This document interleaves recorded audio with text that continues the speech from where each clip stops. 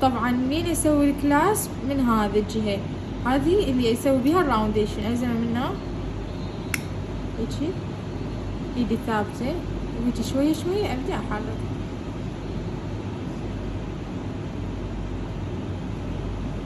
هاي صارت عندي شو اسمه السين.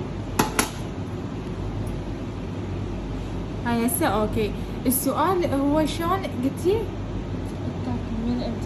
التاج منين تبدين بيه؟ ابدي ااشر مثلا هاي اصبع اخليه هنا، انا اخلي مسافه بين السن وبين الهاي حتى شنو الانسيرشن والريموفر.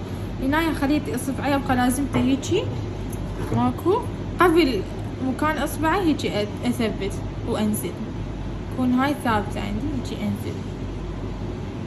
اوكي هسه ارجعه.